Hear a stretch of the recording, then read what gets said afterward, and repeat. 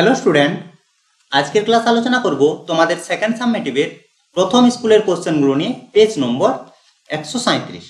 একের দাগের প্রথম কোশ্চেনে বলেছে 15 কিগ্রা চালের দাম 390 টাকা। 17 কিগ্রা চালের দাম কত হবে আমাদের বের করতে হবে ত্রৈরাশিক পদ্ধতিতে। দেখো, ত্রৈরাশিক পদ্ধতির ক্ষেত্রে তোমাদের দুটো জিনিস জানতে হবে। এক হচ্ছে সরল সম্পর্ক আর হচ্ছে ব্যস্ত সম্পর্ক। সরল সম্পর্ক কি? একটি যদি বাড়ে আরেকটিও যদি বাড়ে সঙ্গে সঙ্গে, দেখো যদি এ যদি বাড়ে তাহলে বিও যদি বাড়ে, দুটোই যদি বাড়ে তখন হয় সরল সম্পর্ক। বা দুটোই যদি কমে, একটি বাড়লে যদি আরেকটি বাড়ে তাহলে সেটি সরল সম্পর্ক। বা উল্টো দিক থেকে যদি বলি, একটি যদি কমে তাহলে আরেকটিও যদি কমে তাহলে সেটি হচ্ছে সরল সম্পর্ক। ব্যস্ত সম্পর্ক কি? ব্যস্ত সম্পর্ক হচ্ছে একটি কমলে যদি আরেকটি বাড়ে, বা উল্টো দিক থেকে যদি বলি একটি যদি বাড়লে আরেকটি কমে তাহলে সেটি ব্যস্ত সম্পর্ক। কিভাবে? ধরো দুটি চলরাশি এ আর বি, সি আর এটা বের করতে হবে। সরল সম্পর্ক যদি বলে তাহলে কি হবে? সরল সম্পর্ক সরল হয়েছে তখন হবে সরল সম্পর্ক। আমরা কিভাবে বুঝবো? যদি একটি বাড়লে আরেকটি বাড়ে, উল্টো দিক থেকে একটি যদি কমলে আরেকটি কমে তখন সেটি সরল সম্পর্ক। সরল সম্পর্কের ক্ষেত্রে হবে এ ইজটু সি সমান হচ্ছে বি ইজটু, এটা যদি যেটি বের করতে বলে সেটি যদি আমরা এক্স ধরে নিই, এটা হচ্ছে সরল সম্পর্ক। বোঝা গেল? ভগ্নাংশ আকারে যদি লিখি তাহলে এ বাই সি সমান হচ্ছে বি বাই এক্স, এটি হচ্ছে সরল সম্পর্ক। যদি ব্যস্ত সম্পর্ক হয় তখন কি হবে? তাহলে এ ইজটু সি সমান হচ্ছে এক্স ইজটু বি। বোঝা গেল? ভগ্নাংশ আকারে এ বাই সি সমান হচ্ছে এক্স বাই। এটা হচ্ছে সরল সম্পর্ক আর ব্যস্ত সম্পর্ক। আশা করি কোনো বুঝতে সমস্যা নেই। তিনটের ক্ষেত্রে কি হয়? যদি তিনটে থাকতো, ধরো তিনটে চলরাশি আছে, ঠিক আছে, a1 b1 আর c1, a2 b2 আর c2 আমরা বের করবো জিজ্ঞাসা চিহ্ন দিলাম। এরপর যদি আমরা দেখি তাহলে এটার সঙ্গে এটা সরল সম্পর্ক, সরল হয়েছে, আর এটার সঙ্গে এটা হচ্ছে ব্যস্ত সম্পর্ক। তাহলে আমরা কিভাবে করবো? এটা তো বললাম দুটোর ক্ষেত্রে। তিনটের ক্ষেত্রে আমরা কিভাবে করবো? সরল সম্পর্কের ক্ষেত্রে আমরা কি বললাম? বাই আকারে একবার লিখছি, a1 বাই a2 সমান হচ্ছে c1 বাই, বের করতে বলেছে এর জায়গায় আমরা x ধরে নিলাম। তাহলে আমরা এখান থেকে আমরা বের করবো x এর মান। তাহলে x সমান কি পাবো? বা এটাকে আমরা এভাবে লিখতে পারি, x বাই c1 সমান হচ্ছে কি a1, উল্টো হবে, দেখো x উপরে যাচ্ছে তাহলে a2 বাই, ঠিক আছে। এরপর ব্যস্ত সম্পর্কের ক্ষেত্রে আমরা কি পাচ্ছি? b1 বাই b2 সমান হচ্ছে কত? x বাই c1 হয়েছে। অতএব এটাকে যদি আমরা 1 নম্বর দিই আর এটা যদি আমরা 2 নম্বর দিই, তাহলে 1 নম্বর আর 2 নম্বর থেকে আমরা পাবো x is equal two c1 into এটা a2 by a1 into b1 by b2। বোঝা গেল? এটি হচ্ছে তিনটের ক্ষেত্রে, যখন তিনটি চলরাশি থাকবে। আর দুটোর ক্ষেত্রে তো তোমাদের বলে দিলাম। আশা করি সরল সম্পর্ক আর ব্যস্ত সম্পর্ক বুঝতে কোনো তোমাদের সমস্যা হয়নি। এর বাইরেও যদি কোনো সমস্যা থাকে তাহলে তোমরা আমাকে কমেন্ট করে জানাবে বা হোয়াটসঅ্যাপ করতে পারো। নাম্বার হচ্ছে 7797151981, এই নাম্বারে তোমরা আমাকে হোয়াটসঅ্যাপ। আশা করি এই দুটো কনসেপ্ট তোমরা বুঝেছো। এখন তোমরা দেখো যে কিভাবে আমরা অঙ্ক করব। আমাদের কি লিখতে হবে? গাণিতিক সমস্যা। তাহলে গাণিতিক সমস্যা বলতে যেগুলো দেয়া আছে, চালের পরিমাণ ব্র্যাকেটে কিগ্রা, চালের দাম টাকাতে লিখলাম, চালের পরিমাণ কত দিয়েছে? প্রথমে 15 কিগ্রা, তার দাম দিয়েছে 390 টাকা। বের করতে বলেছে 17 কিগ্রা চালের দাম, আর বের করতে হবে তার টাকার পরিমাণ হচ্ছে। এখন দেখো চালের দাম যদি বাড়ে তাহলে দাম হচ্ছে, বা চালের পরিমাণ যদি বাড়ে তাহলে বেশি টাকা লাগবে। তাহলে সম্পর্ক কি হচ্ছে? সরল সম্পর্ক। আবার বলছি, দেখো 15 কেজি চালের দাম হচ্ছে 390 টাকা হয়েছে। এখন যদি চালের পরিমাণ যদি বাড়ে তখন বেশি টাকা লাগবে। তাহলে চালের পরিমাণ যদি বাড়ে তাহলে টাকার সংখ্যাও বাড়ছে, টাকার পরিমাণও বাড়ছে, তাহলে সম্পর্ক দুটোই বাড়ছে, দুটোই বেশি, তাহলে দুটোই বেশি হচ্ছে। তাহলে যদি দুটোই বাড়ে বা দুটোই কমে তখন হয় কি? সরল সম্পর্ক। সরল সম্পর্ক হয়েছে। সরল সম্পর্কের ক্ষেত্রে তোমাদের কি বললাম? যে 15 বাই 17 সমান হচ্ছে, এর জায়গায় x ধরে নিলাম 390 বাই x, বা x এর মান বের করছি, তাহলে x ইকুয়াল টু কত হবে? 390 ইন্টু 17/15 হয়েছে। এবার 15 দিয়ে এটা কাটাকাটি করতে হবে। 15 দিয়ে যদি আমি কাটি তাহলে পাবো 26, আর 26 আর 17 যদি আমরা গুণ করি তাহলে পাবো 442। এটা হচ্ছে आंसर। আশা করি বুঝতে কোনো তোমাদের সমস্যা হয়নি। পরের কোশ্চেন দেখো, বলেছে জলে হাইড্রোজেন আর অক্সিজেনের অনুপাত দিয়েছে 2:1। জলের মোট পরিমাণে হাইড্রোজেনের শতকরা পরিমাণ কত? তাহলে জলে হাইড্রোজেন আছে কত? 2। হাইড্রোজেনের পরিমাণ দেওয়া নেই, হাইড্রোজেন আর অক্সিজেনের অনুপাত দেওয়া আছে 2:1। হাইড্রোজেন আছে 2x আর অক্সিজেন আছে x হয়েছে। এটা ধরি। অতএব জলের পরিমাণ দুটো মিলে হচ্ছে মোট জলের পরিমাণ।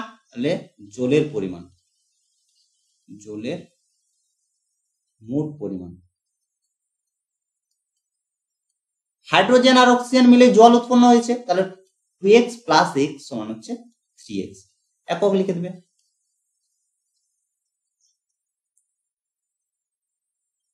এরপর কি বলেছে দেখো, যে জলের মোট পরিমাণে হাইড্রোজেনের শতকরা। তাহলে হাইড্রোজেনের শতকরা পরিমাণ, শতকরা একবার লিখলাম হাইড্রোজেন, হাইড্রোজেনের শতকরা পরিমাণ। হাইড্রোজেন আছে কত? 2x, মোট জল 3x, শতকরার জন্য 100, 200/3 সমান 6 3 18, 6 3 18, 66.2/3%। এটাই হচ্ছে आंसर। বোঝা গেল? পরের কোশ্চেন দেখো, উৎপাদকে বিশ্লেষণ করতে বলেছে x² - x - 6। মধ্যসহ বিশ্লেষণ করব। 1 আনতে হবে কত থেকে? 6 থেকে। 6 কে আমরা ভাঙবো উৎপাদক। 2 আর 3 হচ্ছে 6 এর উৎপাদক। x² - 3 - 2 যদি করি তাহলে আমরা 1 পাচ্ছি। এখানে দেখো x এর সহগ যা থাকবে সেটা আমাদের নিয়ে আসতে হবে এই দুটোর গুণফল আকারে। এখানে দেখো x এর স্কয়ারের সহগ 1 আছে আর ধ্রুবক পদ রয়েছে 6। তাহলে দুটো যদি গুণ করি তাহলে পাচ্ছি কত? 6। এই 6 কে উৎপাদক ভেঙে আমরা x এর সহগ আনবো। x এর সহগ এখানে 1 আছে। তাহলে দেখো 3 থেকে যদি আমরা 2 বাদ দিয়ে দিই তাহলে 1 পাচ্ছি। সমান x² - 3x প্লাস 2x - 6 সমান x কমন যাচ্ছে, পড়ে থাকছে x² থেকে x কমন গেলে পড়ে থাকছে x - 3 প্লাস এখান থেকে যাচ্ছে 2 কমন, তাহলে x - 3 সমান x - 3 আর হচ্ছে x প্লাস 2। এটাই হচ্ছে आंसर। পরের কোশ্চেন দেখো, দিয়েছে লসাগু আর গসাগু আমাদের বের করতে হবে। কি দেওয়া আছে? xy, x² y² আর xy³ দেওয়া আছে। তাহলে গুণ আকারে আমরা লিখে দিই x * y। x² তাহলে x, তারপর তোমাদের সহজভাবে বলে দেবো। দেখো আগে প্রথমে তোমাদের ডিটেল একটু বলে দিই। x * x দুটো x হয়েছে x², তাহলে y * y, তারপর হচ্ছে x * y * y y³। লসাগু, লসাগু কি? যেগুলো মিল হয় সেগুলো আর যেগুলো মিল হয় না সেগুলো হচ্ছে। এখানে দেখো মিলগুলো আগে দাগ দিয়ে দিই। x x x তাহলে লিখলাম, y y y y লিখলাম। এরপর দেখো মিল হচ্ছে না কোনগুলোতে। আর তিনটের মধ্যে প্রথমে দেখলাম যে তিনটেতেই মিল আছে, তারপর দেখি দুটোতে মিল আছে, এটা আর এটা, তার জায়গায় y লিখলাম হয়েছে।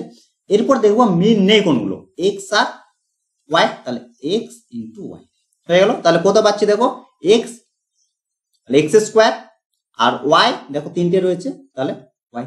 তাহলে লসাগু হচ্ছে x² y³। এরপর গসাগু, গসাগু কি হয়? শুধুমাত্র যেগুলোতে মিল হয়। মিল দেখো তিনটেতেই যেন থাকে, তাহলে x আছে তিনটেতেই আর y আছে তিনটেতেই, তাহলে xy হয়েছে। এটাই হচ্ছে आंसर। এবার তোমরা কিভাবে মুখে মুখে করে নেবে দেখো। লসাগু, লসাগু লসাগু সমান কি? x এর পাওয়ারের সব থেকে বেশি যেটি রয়েছে সেটি হচ্ছে লসাগু। x এর পাওয়ার সব থেকে বেশি দেখো x, এখানে চলরাশি কত আছে? দুটো চলরাশি x আর y, তাহলে x এর পাওয়ারের সব থেকে বড় কত? 2, তাহলে x এর পাওয়ার 2। y এর পাওয়ার সব থেকে বেশি রয়েছে দেখো 3, তাহলে 3 হয়ে গেল। আর গসাগুর ক্ষেত্রে গসাগুর ক্ষেত্রে সব থেকে ছোট পাওয়ার, এক্স এর সব থেকে ছোট পাওয়ার কত 1 আর ওয়াই এর সব থেকে ছোট পাওয়ার 1, বোঝা গেল। তাহলে লসাগুর ক্ষেত্রে আমরা দেখবো যে চলরাশিগুলো দেওয়া থাকবে তার পাওয়ার সব থেকে বড় যেটি সেটি হচ্ছে লসাগুর ক্ষেত্রে, গসাগুর ক্ষেত্রে সব থেকে ছোট পাওয়ারটা হচ্ছে গসাগু। আশা করি বুঝতে তোমাদের কোনো সমস্যা হয়নি। পরের কোশ্চেন বলেছে বিপ্রতীপ কোণ কাকে বলে আর চিত্র দাও। বিপ্রতীপ কোণ হচ্ছে দুটি সরেখা পরস্পরকে ছেদ করলে উৎপন্ন চারটি কোণের মধ্যে যে কোণগুলি পরস্পরের বিপরীত দিকে থাকে তাদের প্রতিটি কোণকে অপরটি বিপ্রতীপ কোণ বলে। মানে কি, দুটি সরেখা যদি পরস্পরকে ছেদ করে, তাহলে দেখো আমরা যদি এভাবে লিখি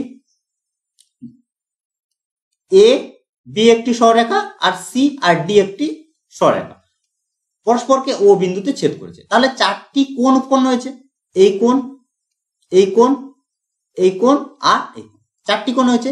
এই চারটি কোণের মধ্যে বিপরীত দিকে যে কোণগুলো রয়েছে, অর্থাৎ এই কোণের সঙ্গে বিপরীতে এই কোণ রয়েছে, এই কোণের সঙ্গে বিপরীতে এই কোণ রয়েছে, এই কোণগুলোকে পরস্পরের বিপ্রতীপ কোণ বলে। বা অন্যভাবে বলা যায় কি, দুটি সরেখা যখন একটি বিন্দুতে মিলিত হয়, একটি বিন্দু সি ও তে মিলিত হয়েছে, তখন যে চারটি কোণ উৎপন্ন হয় তাদের মধ্যে বিপরীত দিকে অবস্থিত কোণগুলিকে বিপ্রতীপ কোণ বলে। হয়েছে। তাহলে আমরা তো ছবি কোণের সংজ্ঞা দিলাম, ছবি আঁকলাম, অতএব দিয়ে আমরা লিখব কোণ বি ও সি সমান কোণ এ ও ডি ব্র্যাকেটে বিপ্রতীপ কোণ। বোঝা গেছে? বা বিপ্রতীপ কোণ দিয়ে এটা লিখতে পারো, কোনো সমস্যা নেই। আর বিপ্রতীপ কোণ হচ্ছে কি, কোণ C O A is equal to কোণ বি ও ডি বিপ্রতীপ।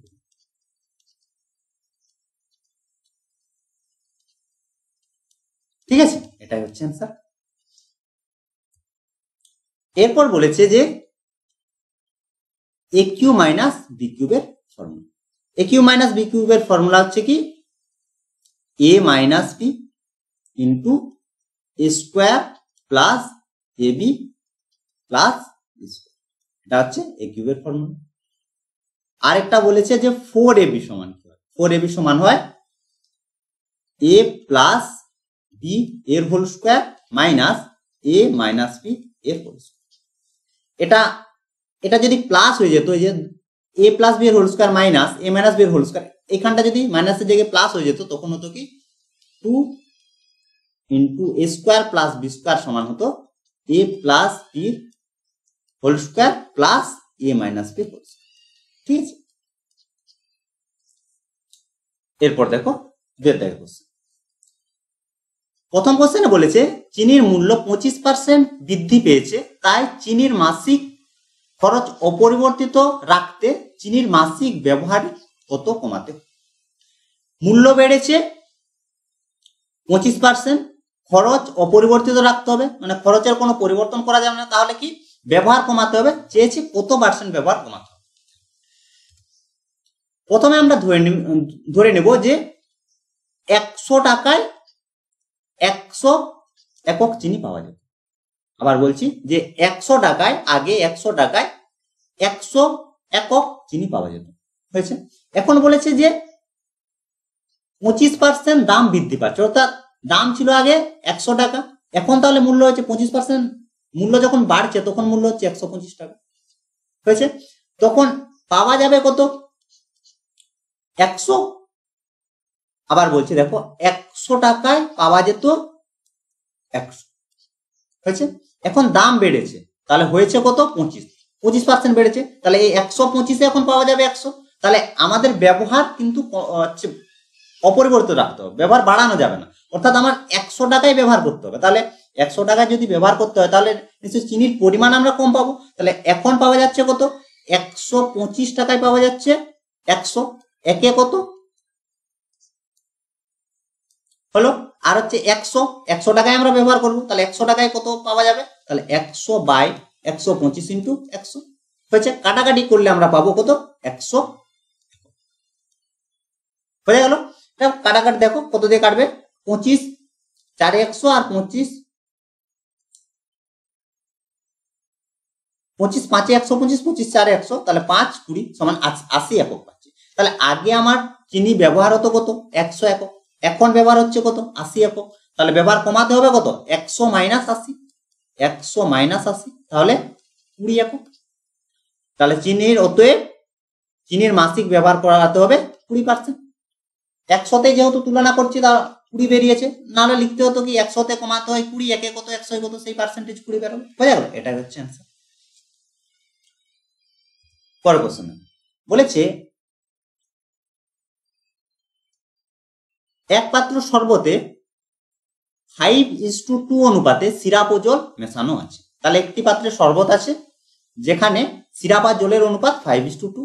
ওই শরবতে কতটুকু অংশ তুলে নিয়ে তার পরিবর্তে সম পরিমাণ জল ঢাললে সিরাপ ও জলের পরিমাণ সমান সমান হবে। আগে ভালো করে বুঝো তারপর করবে। ধরো একটা পাত্র রয়েছে এখানে, এই পাত্রে কিছু পরিমাণ শরবত রয়েছে, পরিমাণ জানি না আমরা, কিন্তু অনুপাত জানি 2:5। ঠিক আছে, এই পাত্রে আমরা ধরে নিচ্ছি যে x পরিমাণ টোটাল শরবত আছে, x পরিমাণ। তাহলে এই x পরিমাণ শরবত থেকে আমরা বের করে নিতে পারবো যে কত পরিমাণ জল আছে আর কত পরিমাণ সিরাপ আছে। কিভাবে? মোট অনুপাত করে। তাহলে জল সিরাপ, সিরাপ যদি আমরা বলি সিরাপ থাকবে কত x ইন্টু 5 বাই মোট অনুপাত, আনুপাতিক ভাগ হিসেবে 5x। আর এখান থেকে আমরা পাবো জল পেয়ে যাব, জল সমান কত পাবো x ইন্টু 2/7 সমান হচ্ছে 2x/7 হয়ে গেল, জল সিরাপ পেয়ে গেল। মোট পরিমাণ হচ্ছে x। এখন বলেছে কি যে ওই শরবতের কতটুকু অংশ তুলে নেয়, আমরা ধরে নিচ্ছি যে y পরিমাণ অংশ তুলে নেওয়া হচ্ছে। তাহলে y পরিমাণ অংশ তুলে নেওয়া হচ্ছে, তাহলে y পরিমাণ অংশের মধ্যেও জল থাকবে আর সিরাপ থাকবে ওই একই অনুপাতে 5:2 অনুপাতে।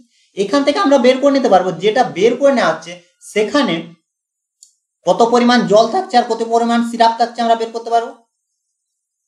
হয়ে গেল, এখান থেকেও পাচ্ছি জল আর সিরাপ হয়েছে। এর পরিবর্তে কি বলেছে y পরিমাণ এর মধ্যে জল ঢালা হচ্ছে, y পরিমাণ জল দেওয়া হচ্ছে। তাহলে দেখো মোট আমরা সিরাপ পেয়েছি আর মোট জল পেয়েছি, সেখান থেকে আমরা সিরাপ বাদ দিতে পারবো, যেটা বাইরে বেরিয়ে গেছে সেটা বাদ দিয়ে দেবো, আর জল যেটা বাইরে বেরিয়ে গেছে সেটা আমরা বাদ দিয়ে দেবো। তার জলের সঙ্গে আবার যে জল বেরোচ্ছে মানে যে জল থাকছে ভেতরে তার সঙ্গে y পরিমাণ যোগ করে দেবো। তাহলে এখন যে জল আর সিরাপ পাচ্ছি সেই দুটো হচ্ছে সমান। আশা করি কনসেপ্ট তোমরা বুঝতে পেরেছো। এখন তোমরা অঙ্কটা দেখে নাও। তাহলে কি পাচ্ছি, মোট সিরাপ আর মোট জল পেয়ে যাচ্ছি, দুটো সমান করে আমরা y এর মান বের করে নিতে পারি। ধরি পাত্রে x একক শরবত আছে আর y অংশ জল তুলে নিয়ে সম পরিমাণ জল ঢালা হলো, অর্থাৎ সম পরিমাণ জল বলতে y পরিমাণ জল ঢালা। তাহলে শরবতে সিরাপ আর জলের অনুপাত 5:2। এখান থেকে আমরা x একক শরবতে সিরাপের পরিমাণ তোমাদের এক্ষুনি বললাম 5x/7 আর x পরিমাণ শরবতে জলের পরিমাণ 2x/7 হয়ে গেল। তাহলে যে অংশ তুলে নেওয়া আছে তার মধ্যে নিশ্চয় জল আর সিরাপ বেরোবে, সেই পরিমাণ কত 5। একই রকম ভাবে 5:2 ওই হিসেবে 5y/7 আর হচ্ছে জলের পরিমাণ হচ্ছে 2y/7 হয়ে গেল। এখন দেখো এর মধ্যে থাকছে কত 5x/7 পরিমাণ সিরাপ আর জল থাকছে কত 2x/7 পরিমাণ জল ছিল প্রথম অবস্থাতে, বেরিয়ে গেছে কত 5y/7, এটা হচ্ছে সিরাপ, আর জল এটা হচ্ছে বেরিয়ে গেছে, জল বেরিয়ে গেছে 2y/7।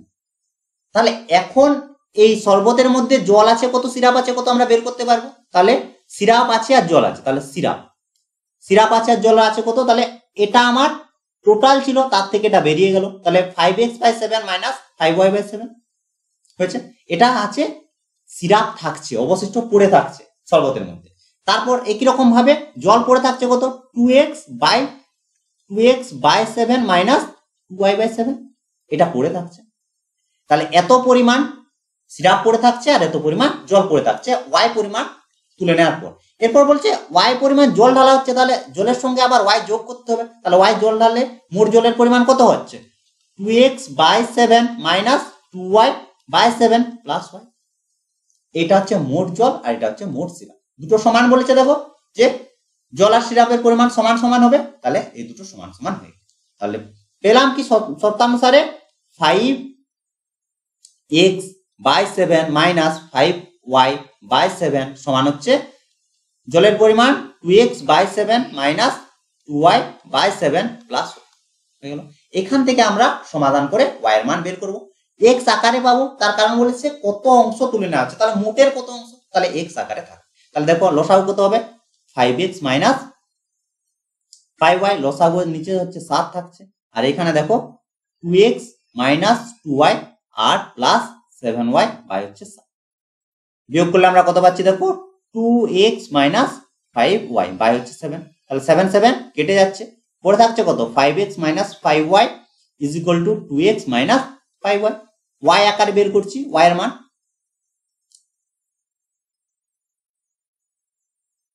এটা দেখো মাইনাস নয়, এটা প্লাস হবে 7 প্লাস 7 আছে, তাহলে এটা তাহলে বা পাচ্ছি 10y ইজ ইকুয়াল টু হচ্ছে 3x বা y ইজ ইকুয়াল টু হচ্ছে 3/x ইন্টু 3/10 ইন্টু x।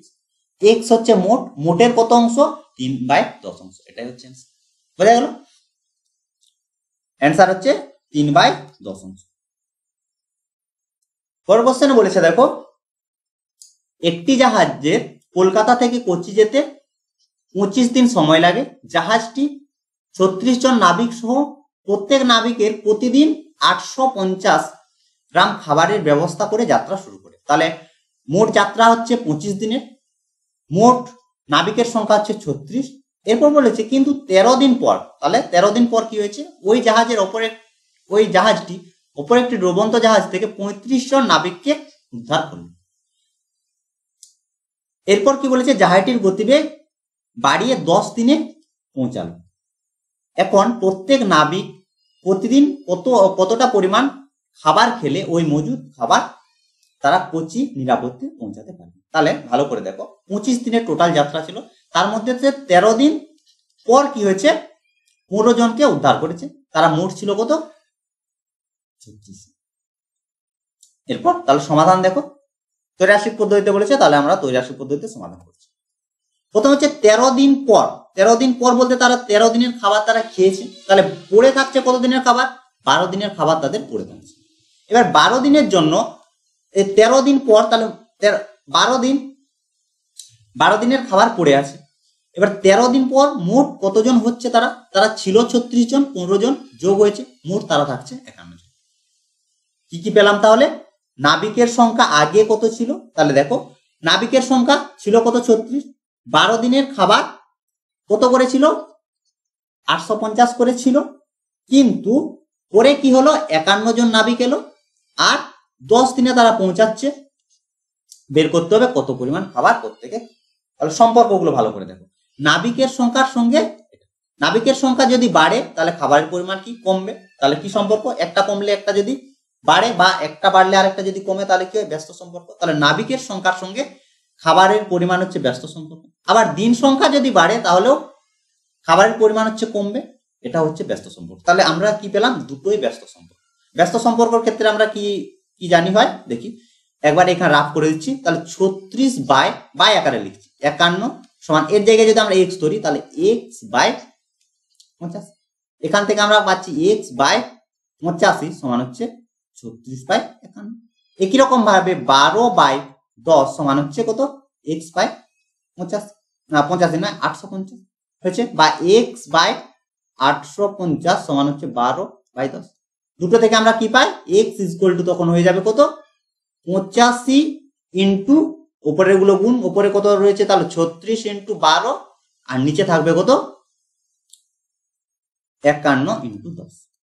ঠিক আছে, এটা ক্যালকুলেশন করলে আমরা পেয়ে যাব 720। হয়ে গেল।